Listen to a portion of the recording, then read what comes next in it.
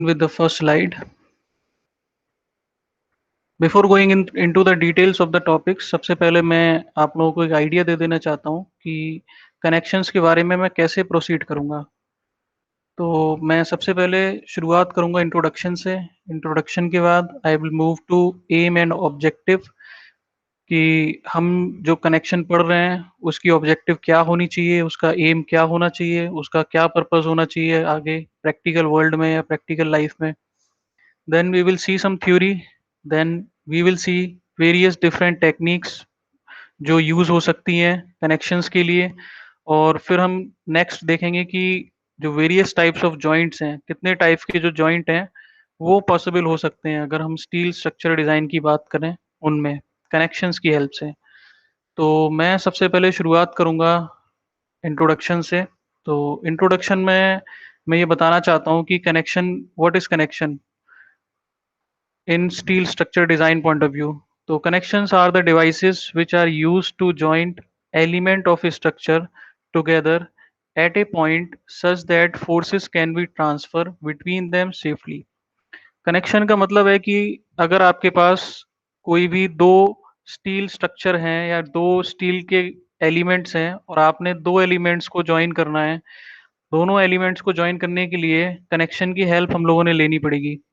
जैसे suppose that we have this column and we have this beam.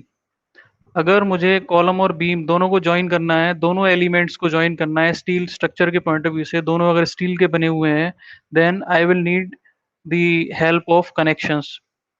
मुझे rivet या bolt या belt की हेल्प से मुझे दोनों कनेक्शन को जोड़ना पड़ेगा, तभी ये दोनों एलिमेंट ज्वाइन होंगे एक दूसरे के साथ। सेम केस यहाँ पर है कि अगर ये सेम कॉलम है, इस कॉलम को मेरे को अगर इस बीम से ज्वाइन करना है तो मुझे बीच में प्लेट लगा के कनेक्शन करना पड़ेगा, तभी ये दोनों मेंबर आपस में एक दूसरे से ज्वाइन होंगे।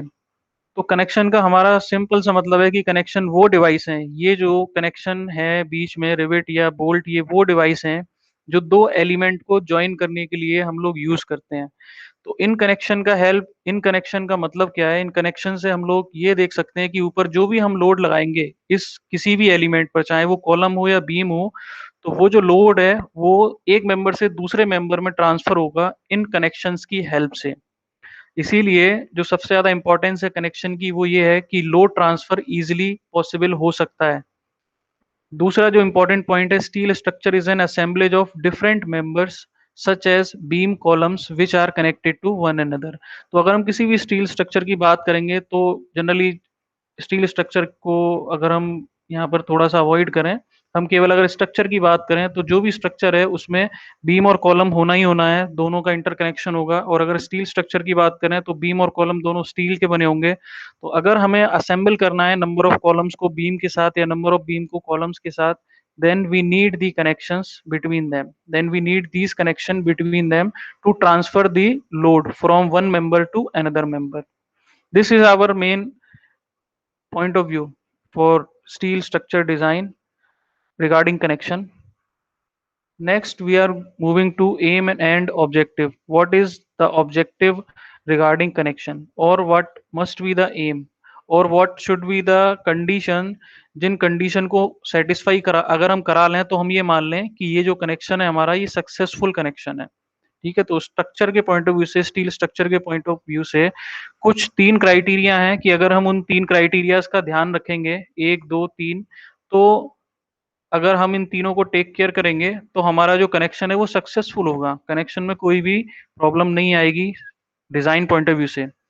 तो ये हमारे तीन क्राइटेरिया हैं। तीन क्राइटेरिया में सबसे पहले स्टेबिलिटी का क्राइटेरिया है। स्टेबिलिटी का क्राइटेरिया का मतलब है कि अगर हमने कनेक्शन किया है कॉलम का बीम के साथ, अगर हमने कॉलम का बीम के साथ कनेक्शन किया है तो लोड लगाने पर ऐसा ना हो, अगर मैंने इस मेंबर पर लोड लगाया तो ऐसा ना हो कि ये जो बीम है ये बैंड हो गई इस तरीके से।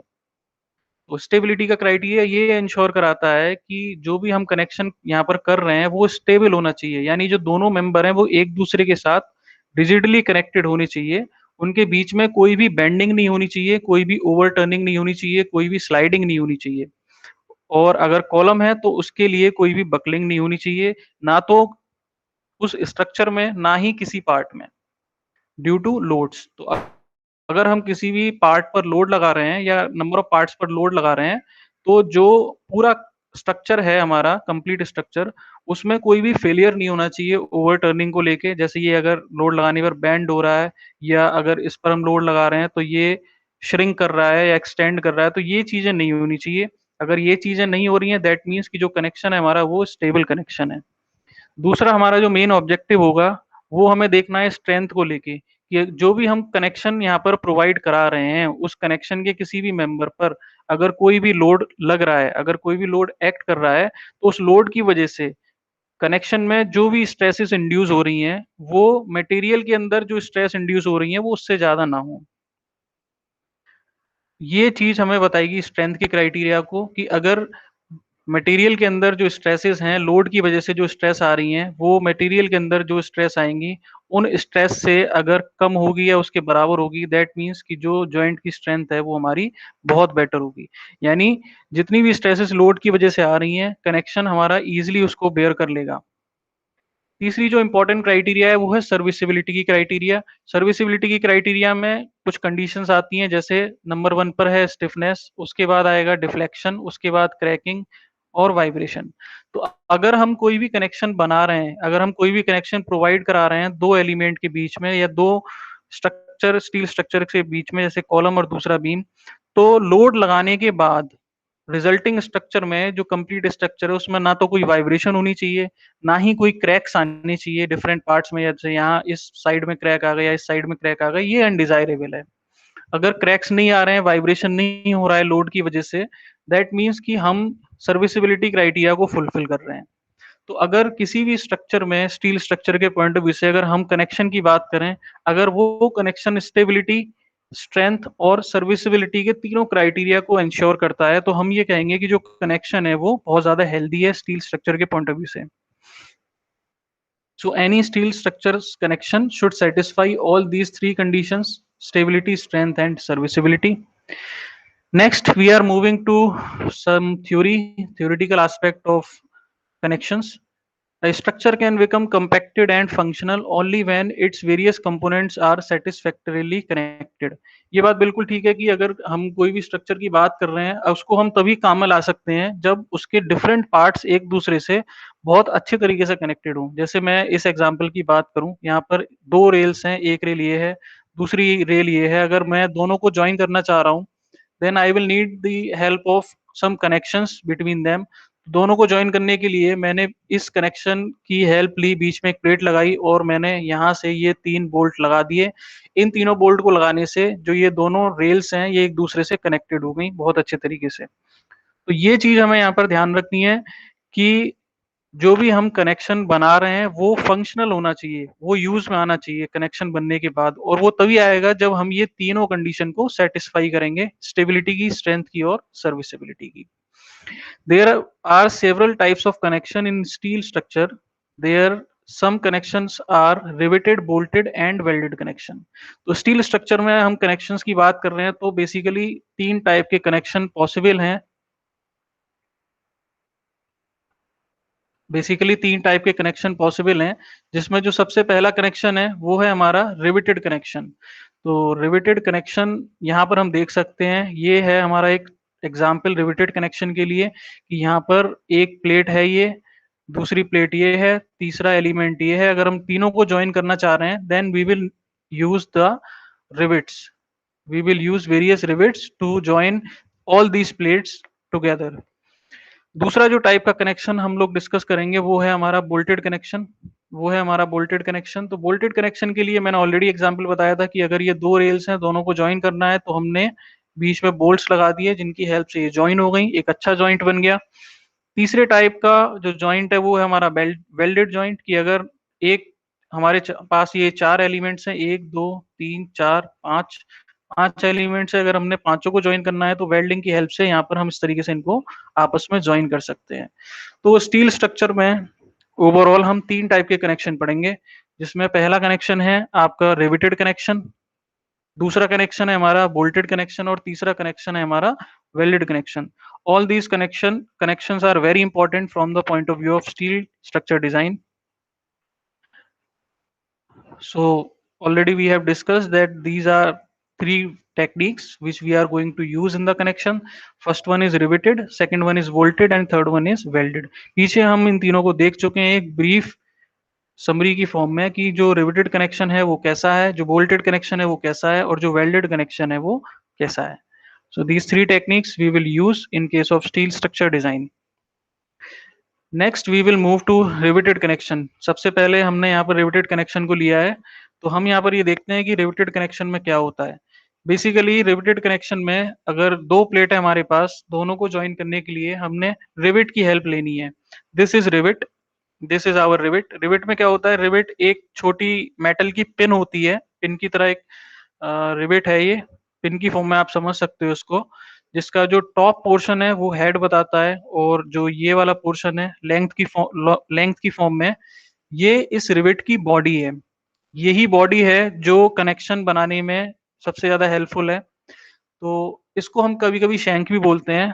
तो बेसिकली इसकी जो शेप है वो या तो एक सिलेंड्रिकल पोर्शन होगा टॉप में, और इसके साथ साथ जो शेप है वो या तो कॉनिकल होगी या हेमिस्फेरिकल होगी, और ऊपर होगा ये वाला एक हेड. तो अब मैं ये देखता हूं कि ये काम कैसे करेगा अगर हम इसको यूज करते हैं स्टील स्ट्रक्चर में. Now here we will use that this is plate 1, this is plate 2. तो अगर मेरे को इन दोनों प्लेट को ज्वाइन करना है तो ऑब्वियसली मैं इस रिवेट की हेल्प लूंगा, जो मैंने बताया था कि मेटल पिन है एक, जिसके ऊपर एक हेड है और जो बॉडी है वो शैंक कहलाती है. तो इन दोनों प्लेट के बीच में मैंने इसको इंसर्ट कराया किसी टेक्निक के थ्रू. इंसर्ट कराने के बाद ये जो पोर्शन है, ये सेंटर पोर्शन है ये वाला, इस सेंटर पोर्शन को हम बोलेंगे शैंक. जैसे यहाँ पर हम लोगों ने बोला था बॉडी. और जब ये कनेक्शन हो जाएगा, कनेक्शन के बाद इस शैंक को मैं अगर लेंथ वाइज देखूंगा तो मैं इसको बोलूंगा लेंथ ऑफ शैंक. जितना पोर्शन दोनों प्लेटों के बीच में इंसर्ट हो जाएगा रिवेट का, वो पोर्शन हो जाएगा ग्रिप लेंथ या लेंथ ऑफ द शैंक. उसके बाद ऊपर ये वाला पोर्शन है, इसको हेड बोलेंगे, और नीचे जो पोर्शन होगा ये वाला, इसको हम टेल बोलेंगे. तो नीचे जितना पोर्शन होगा टेल का वो हो जाएगी आपकी लेंथ ऑफ द टेल, और जितना पोर्शन शैंक का दोनों प्लेट के अंदर होगा उसको हम बोलेंगे लेंथ ऑफ द शैंक और ग्रिप लेंथ. अब ये है एक दूसरा स्ट्रक्चर कह सकते हैं इसको, कि एक ये प्लेट हो गई, दूसरी ये हो गई नंबर ऑफ प्लेट स्टील की, और ये हो गया बीच में एक कॉमन प्लेट, गजेट प्लेट बोल दें इसको. तो इसकी हेल्प, इस प्लेट की हेल्प से हम क्या कर रहे हैं, इसको इसको इसको इसको चारों मेंबरों को एक साथ जोड़ना चाह रहे हैं. तो मैंने क्या किया कि चारों मेंबर को एक साथ सेट करने के बाद ऊपर से इस प्लेट को लगा दिया, और प्लेट को लगाने के बाद नंबर ऑफ रिवेट्स मैंने प्लेट और वेरियस स्टील प्लेट के साथ मैंने यूज करी. तो इससे क्या होगा, ये जो कनेक्शन है एक स्टैब्लिश हो जाएगा, जिसको हम बोलेंगे रिवेटेड कनेक्शन. तो यहाँ पर हमने इस कनेक्शन में नंबर ऑफ रिवेट्स का यूज किया है, इसीलिए इस कनेक्शन को बोलेंगे रिवेटेड कनेक्शन. रिवेटेड कनेक्शन बनाने के लिए हमें करना क्या होगा, प्रोसेस क्या होगी. The process of riveting consist of heating the rivet and it is placed in the hole while it is still hot, and then the shank end is upset by hammer to form a section head. इसमें हम क्या करेंगे कि अगर हमने riveting करनी है तो दोनों मेंबर को जोड़ेंगे. अगर ये है हमारा मेंबर 1 और ये है हमारा मेंबर 2, दोनों मेंबर को ओवरलैप करेंगे और बीच में एक करेंगे होल. ये हमने बीच में होल कर दिया. होल को करने के बाद जो रिवेट है वो मैं इसमें इंसर्ट करूंगा होल में. इंसर्ट करने के बाद ये मुझे ध्यान रखना है कि जो रिवेट होनी चाहिए वो हॉट होनी चाहिए. इंसर्ट करने से पहले जो रिवेट होनी चाहिए वो हॉट होनी चाहिए. हॉट होगी तभी मैं इंसर्ट करके ऊपर इसके ऊपर हैमर से इसको बीट करूंगा, नीचे इसको ग्राउंड पर रख के. ये मैंने नीचे इसको ग्राउंड पर रख दिया, और ऊपर से जब मैं हैमर से इसको बीट करूंगा तो ऊपर इस तरीके से एक हेड बन जाएगा, हेड फॉर्म हो जाएगा. और जब ये रिवेट ठंडी हो जाएगी, कोल्ड हो जाएगी, तो वो अपने आप ही इस होल में वो स्टक हो जाएगी, फंस जाएगी इस होल में, जिससे ये जो कनेक्शन है ये कंप्लीट हो जाएगा. तो बेसिकली दो तरीके से रिवेटिंग होती है, एक है कोल्ड वर्किंग के थ्रू, दूसरी है हॉट हॉट वर्किंग के थ्रू. तो यहाँ पर जो हम लोगों ने भी डिस्कस किया है ये है cold working on the rivet, कि पहले जो रिवेट थी वो ऑलरेडी हॉट स्टेट में थी, तो हमने जब उस रिवेट को होल में इंसर्ट कराया। इंसर्ट कराने के बाद जब हमने ऊपर से उसको हैमर से बीट किया तो कंप्लीटली जो मेटल है रिवेट का वो इस होल में फिल हो गया और ऊपर एक हेड फॉर्म हो गया। और जब हम इसको थोड़ी देर बाद देखेंगे कोल्ड होने के बाद तो ये जो कनेक्शन है ये स्टैब्लिश हो जाएगा। तो इस तरीके से हम रिवेटेड कनेक्शन को फॉर्म करेंगे। उसके बाद नेक्स्ट चलते हैं दूसरे कनेक्शन पर जो है वोल्टेड कनेक्शन। वोल्टेड कनेक्शन में क्या होगा, again bolt is a type of metal pin कह सकते हैं इसको, जिसमें एक एंड पर हेड होगा और दूसरे एंड पर जो लेंथ पोर्शन है उसमें थोड़े पोर्शन में ये नंबर ऑफ थ्रेड्स होंगे यहाँ पर इस तरीके से। और इसके साथ साथ ये असेंबली कहलाई जाएगी क्योंकि एक तो यहाँ पर ये हो गया बोल्ट, दूसरा हो गया यहाँ पर ये नट। तो जब नट और बोल्ट एक दूसरे के साथ हम यूज करेंगे तभी इसको हम बोल्ट बोलेंगे। तो इसको हम यूज कैसे करेंगे, इसको यूज करने के लिए जो भी मेंबर हमने ज्वाइन करना है वो हम सेंटर पोर्शन में उसको होल के साथ इंसर्ट करा देंगे और साइड से ये जो बोल्ट है, ये जो नट वाला पोर्शन है, इस नट वाले पोर्शन को इस थ्रेड थ्रेड में इसको इंसर्ट करा के फिर हम इसको अंदर वॉशर पर लगा देंगे, फिट कर देंगे और यहाँ पर फिर एक कनेक्शन बन जाएगा बियरिंग की वजह से। ठीक है, तो अब हम बोल्टेड कनेक्शन में देखते हैं। It has components as head, grip length and nut. तो यहाँ पर ये हो गया आपका नट, ये हो गया आपका हेड वाला पोर्शन और सेंटर सेंटर में ये वाला पोर्शन जो लेंथ वाला पोर्शन है, जितने पोर्शन में कनेक्शन स्टैब्लिश होगा या जितने पोर्शन में प्लेट होगी उस पोर्शन को हम बोलेंगे ग्रिप लेंथ। जैसे मैंने रिवेट के केस में इसको बोला था, ये जैसे मैंने रिवेट के केस में इसको बोला था ग्रिप लेंथ या length of the shank inserted portion को, जो दोनों प्लेट के बीच में रिवेट का पोर्शन इंसर्ट हो गया था अच्छे से, वही मैं यहाँ पर बोल्ट के बीच में जो सेंटर में पोर्शन इंसर्ट हो जाएगा उसको मैं यहाँ पर बोलूंगा ग्रिप लेंथ या सेंटर पोर्शन शैंक बोला जाएगा। और ये हो गई यहाँ पर overall length of the bolt. Length of the bolt का मतलब जो इनर पोर्शन है हेड का और जो सबसे आउटर पोर्शन है थ्रेड का, उन दोनों की जो बीच की डिस्टेंस है वो हो जाएगी लेंथ ऑफ द बोल्ट। तो इसमें हमें एक चीज याद रखनी है क्या, इसमें हमें एक चीज यहाँ पर नोट करनी है, वो है ये जो हमने बीच में एक यहाँ पर बहुत थिन स्टील की प्लेट यूज की हुई है जिसको हम वॉशर बोलते हैं। इसको यूज करने का क्या पर्पज है, steel washers are used to bolt which serves better to the bolted joint. They distribute the clamping pressure on the bolted member and prevent the bearing on the connected member. तो अगर मैं इस washer को use नहीं करूंगा तो इस नट को मैं जैसे जैसे टाइट करूंगा वैसे वैसे इस सेंटर पोर्शन में या जो सेंटर का स्टील प्लेट है इसमें बियरिंग स्ट्रेस आने लगेगी। और इस बियरिंग स्ट्रेस को रोकने के लिए या बीच में ये जो बियरिंग होगी नट के बीच में और प्लेट के बीच में, इसको मुझे रोकने के लिए बीच में एक वॉशर लगाना पड़ेगा जिससे जो बियरिंग है वो डायरेक्ट बियरिंग नहीं होगी नट के साथ और प्लेट के साथ। तो बीच में ये वॉशर के आने की वजह से इस सरफेस पर प्लेट की जो बियरिंग है वो काफी कम हो जाएगी। That is why we use the steel washer in case of bolted connection only. This is another example of bolted connection. इसमें हम देख सकते हैं कि ये एक प्लेट है और ये यहाँ पर एक बीम है। इस प्लेट को हम कॉलम की तरह मान सकते हैं कि ये कॉलम की तरह एक्ट कर रही है। मेरे को इन दोनों को ज्वाइन करना है तो बीच में मैंने क्या किया, यहाँ पर एक प्लेट लगा दी और यहाँ पर मैंने नंबर ऑफ बोल्ट्स लगा दिए। यहाँ पर मैंने एक अगेन कुछ प्लेट लगाई हुई है जहाँ पर मैंने नंबर ऑफ बोल्ट्स लगा रखे हैं, नंबर ऑफ बोल्ट्स यहाँ पर भी लगा रखे हैं। तो इस तरीके से मैं ये देख सकता हूँ कि यहाँ पर बीम और कॉलम के बीच में कनेक्शन स्टैब्लिश हो गया है जिस कनेक्शन को मैंने बोल्ट की हेल्प से बनाया है। ठीक है, सिमिलर जो हमने रिवेटेड में किया था सेम हमने यहाँ पर बोल्ट में किया है, सेम प्रोसेस है। और next we will move to types of various riveted joints. This is an important topic from the point of view of exam. तो इसको हमें देखना है कि अगर मैं रिवेटेड जॉइंट हम लोगों ने ऑलरेडी डिस्कस कर लिया है, रिवेटेड जॉइंट के बाद अब हम ये देख सकते हैं कि जो डिफरेंट टाइप के रिवेटेड जॉइंट है वो हम किस तरीके से बना सकते हैं। ठीक है, तो इसको देखने से पहले हम यहाँ पर ये देखेंगे कि हमारे पास दो प्लेट हैं। ये हो गई हमारी पहली प्लेट और ये हो गई हमारी दूसरी प्लेट। ये हमारे पास दो प्लेट हैं और हमने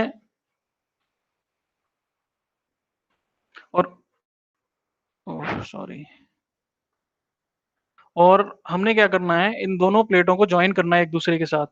तो ये दोनों प्लेटें जॉइन हो सकती हैं इस तरीके से कि एक प्लेट और दूसरी प्लेट दोनों को हमने ओवरलैप करके एक दूसरे के ऊपर रखा और फिर हमने बीच में नंबर ऑफ रिवेट्स लगा दी।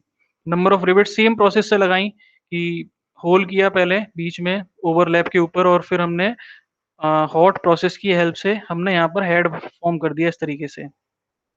तो ये यहाँ पर हम लोगों ने 3 रिवेट लगाई हैं, लेकिन हमें ये याद रखना है कि ये जो तीनों रिवेट हैं, ये हमने एक ही रो में लगाई हैं। तो अगर हम एक ही रो में तीनों रिवेट को लगाएँगे तो उसको हम बोलेंगे रो ऑफ रिवेट्स, यानी एक रिवेट की पूरी रो। तो अगर मैं इसको साइड से देखूँगा, यहाँ से ये साइड से अगर मैं देखूँगा तो साइड से एक तो मेरे को ये दिखेगा कि एक प्लेट ये है, प्लेट 1। दूसरा मुझे दिखेगा कि ये हो गई साइड से प्लेट 2, ठीक है? ये दोनों प्लेट हो गई और ये वाला जो पोर्शन होगा, ये वाला पोर्शन हो गया ओवरलैप वाला पोर्शन। इस पोर्शन में ओवरलैप हो रहा है और ये जो यहाँ पर रिवेट्स मैंने लगाई हैं या एक रो जो रिवेट की प्रोवाइड करी है, तो साइड में मेरे को केवल एक ये ही दिखेगा रेक्टेंगल बना हुआ। तो मेरे को ये याद रखना है कि अगर एक रेक्टेंगल बना हुआ है, इसका मतलब ये नहीं है कि यहाँ पर एक रिवेट से कनेक्शन हो रखा है। इसका मतलब है कि ये एक रो है रिवेट्स की, जिसमें नंबर ऑफ रिवेट्स हो सकती हैं एक या एक से ज़्यादा। तो इस कॉन्सेप्ट को हम यूज़ करेंगे आगे टाइप्स ऑफ रिवेटेड जॉइंट्स में। तो रिवेटेड जॉइंट्स में रिवेट जॉइंट हो गया, इसके 2 टाइप्स हैं। पहला हो गया लैप जॉइंट, दूसरा हो गया बट जॉइंट। और आगे फिर लैप जॉइंट के 2 टाइप होंगे, एक हो गया सिंगल रिवेटेड लैप जॉइंट, दूसरा हो गया double riveted lap joint. Again butt joint के भी 2 टाइप होंगे, एक हो गया सिंगल रिवेटेड बट जॉइंट, दूसरा हो गया डबल रिवेटेड बट जॉइंट। और इसको फिर हम डिटेल में देखेंगे आगे थोड़ा-सा। सबसे पहले हम देखेंगे लैप जॉइंट को। तो लैप जॉइंट को क्रिएट करने से पहले हमें ये समझना होगा कि इसको क्रिएट करेंगे कैसे?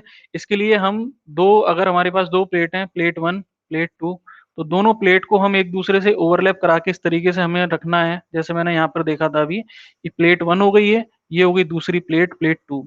तो बिल्कुल यहाँ पर सेम चीज़ करी है कि प्लेट 1, प्लेट 2 दोनों प्लेटों को रखने के बाद हमने ये वाला जो पोर्शन है, ये हो गया हमारा ओवरलैप जो यहाँ से निकल के आ रहा था। ये हो गया ये वाला पोर्शन ओवरलैप का। और हमने बीच में ये एक रिवेट प्रोवाइड नहीं करी है actually, this is a row of rivet. जैसे मैंने बताया था कि ये हो गया आपका प्लेट 1 और इस तरीके से मैं आगे बना सकता हूँ इसको। ये हो गई हमारी प्लेट 2। दोनों प्लेट को हम लोगों ने जॉइन करना है, तो मैंने क्या किया बीच में एक रिवेट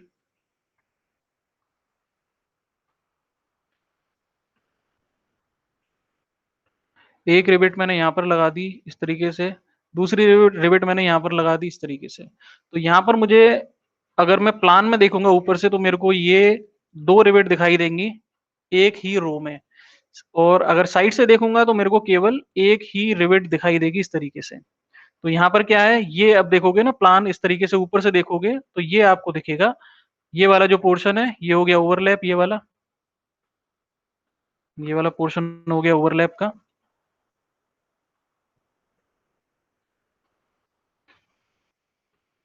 ये वाला पोर्शन हो गया ओवरलैप का और ये हो गई बीच में 2 रिवेट लगी हुई जो ऊपर से प्लान में दिखेंगी आपको।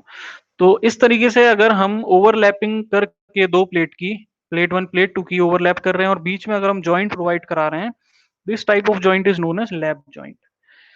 औ और जितने पोर्शन में ये ओवरलैप हो रहा है, इस पोर्शन को हम बोलेंगे ओवरलैप या ओवरलैप लेंथ। तो द जॉइंट में हैव वन और मोर रो ऑफ रिवेट्स। तो अब दूसरे केस में हम देख लेंगे, इस केस में तो केवल एक ही रो थी प्लेट के पास। इस केस में हम देखेंगे कि अगर ये हो गई हमारी प्लेट 1 और ये हो गई हमारी प्लेट 2, दोनों को हमने जॉइन करना है। तो दोनों को जॉइन करने के लिए मैंने क्या किया, एक रिवेट यहाँ लगाई, एक रिवेट यहाँ लगाई और एक रिवेट यहाँ पर लगाई। इस केस में एक रिवेट मैंने यहाँ पर लगाई, दूसरी यहाँ और तीसरी यहाँ। तो अब मेरे को ऊपर से दिखेगा प्लान, जब मैं देखूंगा तो मेरे को ये सॉरी 3 रिवेट हो गई।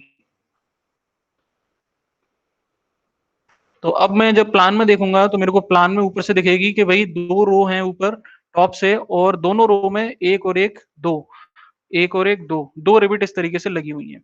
और ये वाला जो पोर्शन होगा, ये हो जाएगा मेरा ओवरलैप वाला पोर्शन जो मैंने यहाँ पर देखा था। तो ये हो गई हमारी रो 1 और रो 2, दोनों रो हो गई जिसमें दो दो रिवेट लग रही हैं, ऊपर टॉप प्लान से हम देख सकते हैं। तो इस तरीके से जो हम जॉइंट बनाएंगे उसको हम बोलेंगे डबल रिवेटेड लैप जॉइंट, क्योंकि अब यहाँ पर दो रो बन गई रिवेट की, रो 1 और रो 2। ये हो गया डबल रिवेटेड बट जॉइंट, ये हो गया सिंगल रिवेटेड बट जॉइंट, जहां पर केवल एक ही रो है नंबर ऑफ रिवेट्स के लिए। दूसरे टाइप का जॉइंट जो हम लोग देखेंगे वो है बट जॉइंट। बट जॉइंट में क्या होगा, यहाँ पर हमने दोनों प्लेटों को ओवरलैप करके रखा था, यहाँ पर हम दोनों प्लेटों के जो फेस हैं वो एक दूसरे के साथ ज्वाइन करा के रखेंगे। प्लेट 1 का फेस और ये हो गया प्लेट 2 का फेस। दोनों फेसों को जब हम एक साथ ज्वाइन कराएंगे तो ये दोनों प्लेटें एक दूसरे के साथ हो गई, और ऊपर से फिर हम क्या करेंगे, एक तीसरी प्लेट यहाँ पर ऐड करेंगे, जिस प्लेट को ऐड करने के बाद मैं होल करूंगा प्लेट, दोनों प्लेट्स में, प्लेट 1 प्लेट 2 में, और फिर मैं यहाँ पर रिवेट को इंसर्ट करा दूंगा। तो यहाँ पर हम ये चीज हमें देखने को मिलेगी कि हमने यहाँ पर एक तीसरी प्लेट का यूज किया है। यहाँ पर हमने ऐसा कुछ नहीं था, यहाँ पर हमने केवल दो ही प्लेट थी, प्लेट 1 प्लेट 2 जिनका यूज किया हुआ था। यहाँ पर एक तीसरी प्लेट का हम यूज कर रहे हैं, जिस प्लेट को हम बोलते हैं कवर प्लेट, जिसका यहाँ पर डिस्कशन ये कर रहे हैं कि in this type of joint two plates are joined face to face, ये हो गई face to face plates, against each other with the help of cover plate placed on top and bottom of the main plate. तो ये मैंने top पर ये दोनों प्लेटों को हम मेन प्लेट्स बोलेंगे, और ये हो गई हमारी मेन प्लेट के ऊपर एक कवर प्लेट।